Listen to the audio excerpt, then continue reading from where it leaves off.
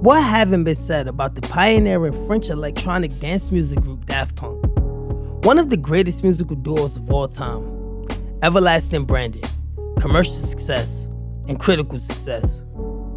To be fair with you guys, it's pretty hard to say what is Daft Punk's centerpiece machine. But the start of our list is the EMU SP1200, the ASR10, the Akai SO1, the EMU Emulator 3, the Roland S760, the Lin Drum, the TR707, the TR808, the TR909 to round up their early use of samplers and drum machines. Daft Punk posted the list of the equipment they used to make Discovery. In most of the videos I make, this would be the end of the video, but Daft Punk truly uses a lot of equipment to create the music they're looking to accomplish. The next machines that Daft Punk used is the MPC 3000, the ASR-X, the Lindrum 9000, the LM1, and the Sequential Circus drum tracks. They mentioned using them in an article with a Japanese magazine in 2001. Daft Punk also used the Roland MSQ 1000.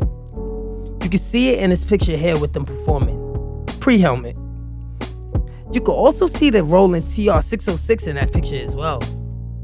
Daft Punk also used the Casio RZ1. You can see him in this picture with it. The next machine they used was the Roland SBX80. You can see it in this picture here. Daft Punk used the Oberheim DMX and the Lindrum a lot on their Discovery album. In an interview with Remix Mag, Thomas said, "We use the Oberheim DMX and the Lindrum a lot."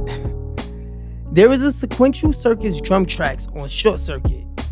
It's not like we're going against what other people are doing. We're just opening up the music to new ideas. The instrument itself is not as important as the way we use it. Instruments come with certain instructions in the manual, and many people can't look beyond those rules. People ask us why we like to use vocoders or electric keyboards from the 60s, but to us, instruments are just tools. The idea is more important than the instrument. One of the cool things about the house music spirit is that it inspired musicians to use instruments for things they weren't designed to do. The Oberheim DMX is a sleeper drum machine that have been on a fair share of hit records and classic albums throughout the years. Daft Punk are also self-proclaimed vintage synth connoisseurs, and they use a lot of them.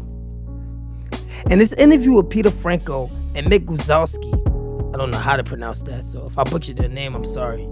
The mixing and recording engineers on Random Access Memories and Sound on Sound, he said, Thomas and Guiman had a bunch of keyboards during the early sessions, like the Sequential Circus Prophet 5, the Roland Jupiter 6, the Juno 106, and the Yamaha CS80. The synth arpeggio and the Giorgio Moroder track was one of the ideas we recorded during these first sessions, with layers of that arpeggio playing via MIDI through different synths to create that great sound. Guiman and Thomas are masters at manipulating gear and getting great vibes from it. These were great, fun, and very loose writing sessions, and to my surprise, quite a bit of the themes and even some of the parts ended up on the final mix. The next synthesizers Daft Punk used is the Moog Mini Moog Voyager rack. You can see it in their pyramid from Coachella in 2006.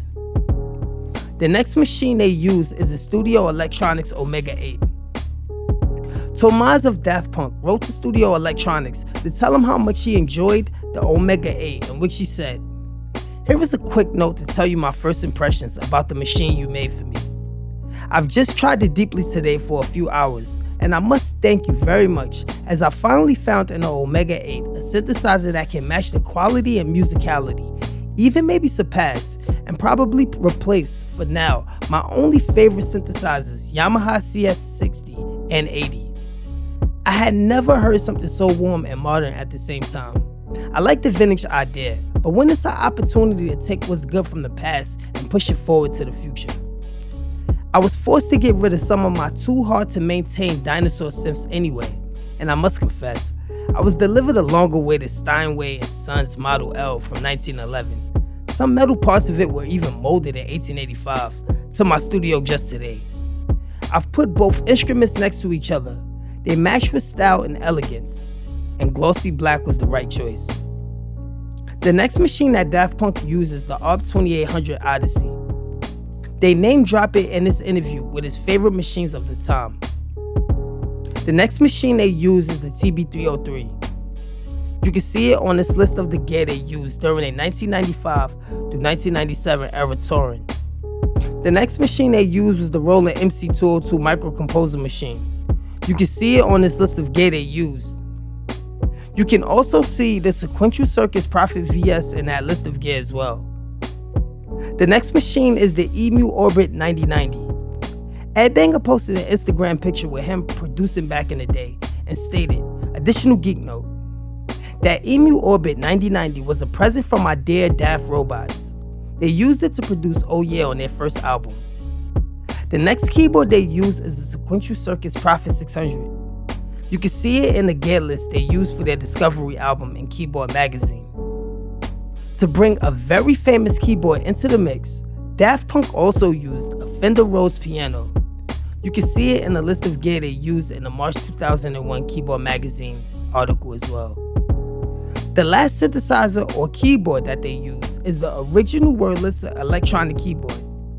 Guy-Man said he didn't sample Supertramp, but that he had the original Wurlitzer piano. Daft Punk used a modular system in the making of the Tron soundtrack, and they famously used Fender Stratocaster electric guitars and Fender Jazz, Steinberger, and Ampeg Dan bass guitars for the bass in a lot of their productions. Daft Punk is French electronic music pioneers. This group have transcended music and helped to bring the EDM explosion to mainstream music. They have produced for The Weeknd, themselves of course, Kanye West, and NERD. I wanted to release this video so the followers of this channel know that we will release videos on producers in all genres, so leave anyone that produces music you enjoy that you want me to cover in the comment section below. If you have a producer that I haven't done yet, or something interesting to say about the robots that I didn't cover in this video, put it in the comment section below. If you are interested in any of the equipment I spoke about, and I spoke about a lot, I have included a link to it in the description below. Thanks for watching.